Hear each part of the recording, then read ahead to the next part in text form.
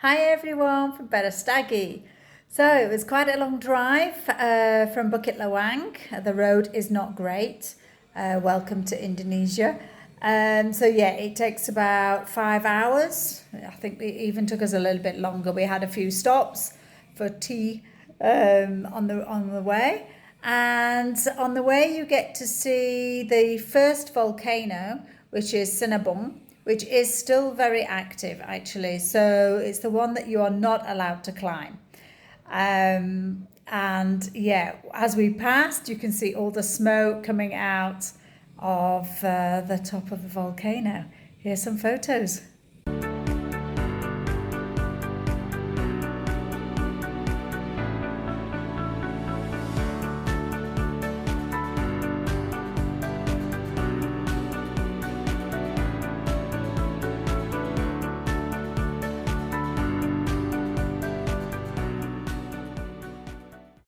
Yeah, so glad we're not climbing that one.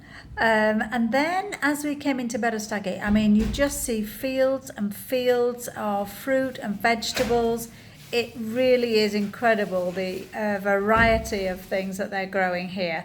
They literally could feed thousands of people. I think just dropping any seed and it would grow. It's really amazing, from strawberries, raspberries, bananas, mangosteen, rambutan, absolutely everything they grow here.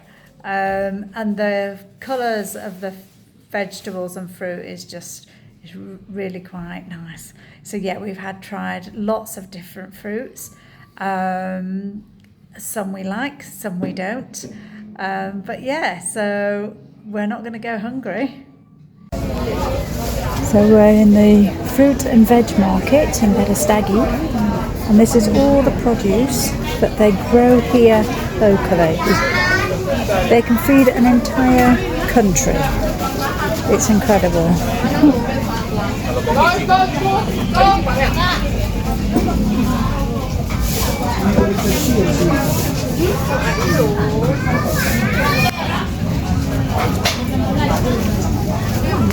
Unbelievable.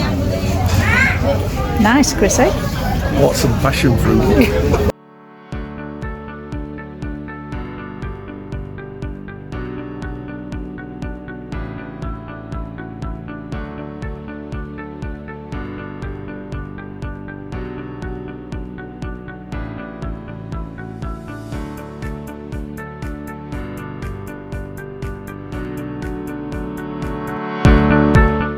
So after the market, we arrived at where we're staying.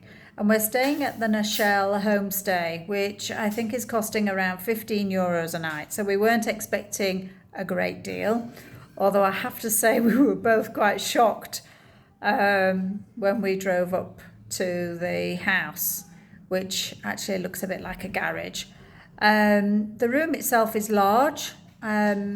There's no aircon, but it has everything we need. It has a private bathroom, so just for 2 nights it's okay. But just to be aware that if you stay here, you are outside of the town. So we have walked it, and it's about 2 kilometres. So if you're just wanting to go into Berastagi for a drink or something to eat, then this is not the location for you.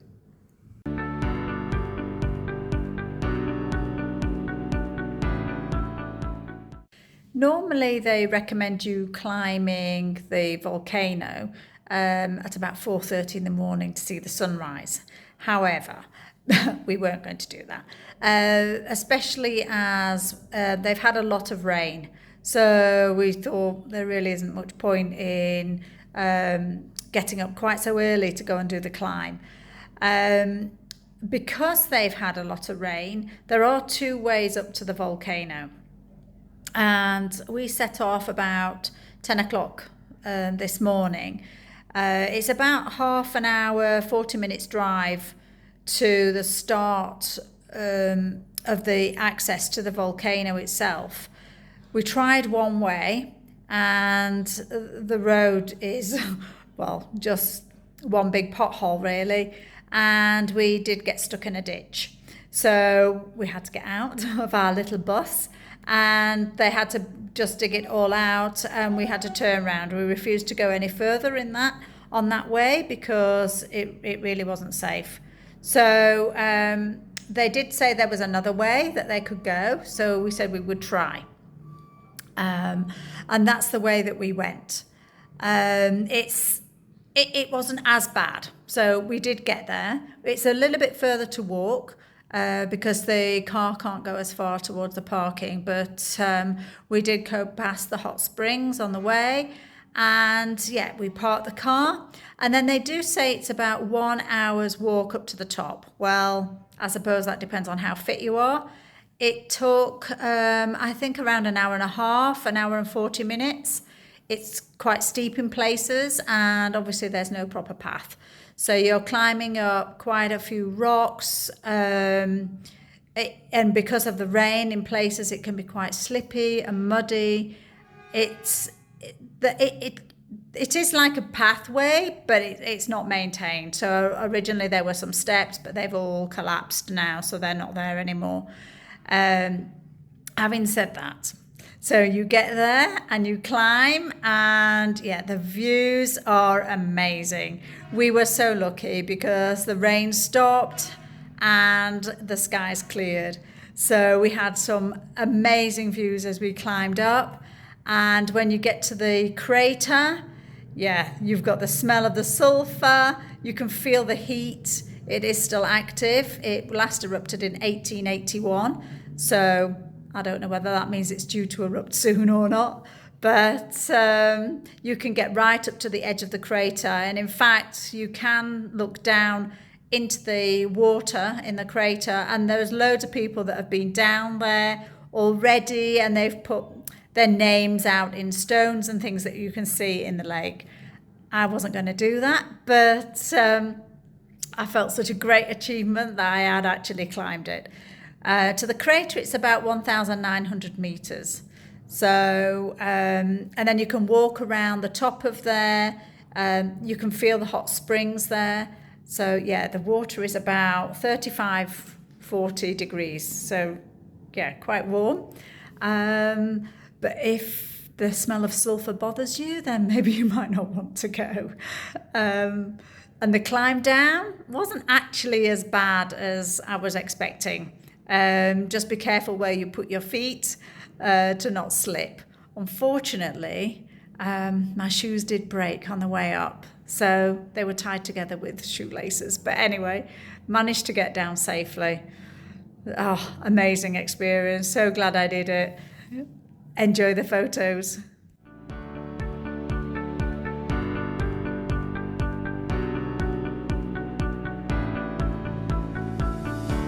GoPro.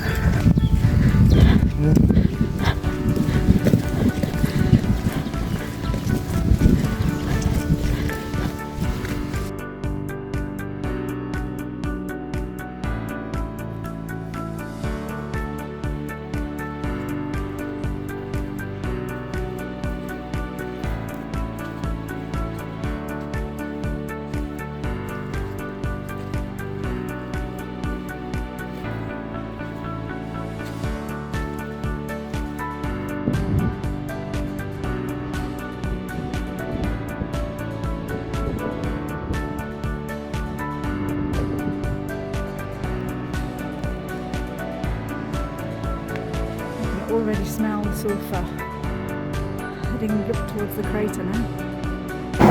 Absolutely incredible landscape here. We're at the crater, and yeah, we've got holes in the side. Smell of sulfur. Just billowing smoke. Fingers crossed we get down okay.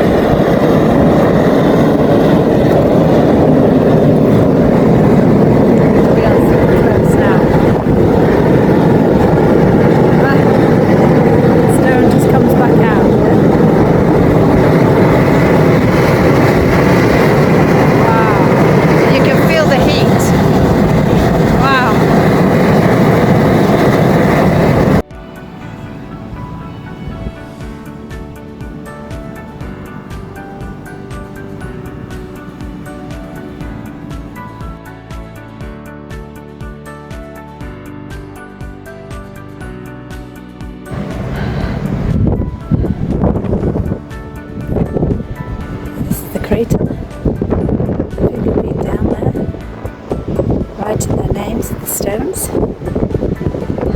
Crazy people.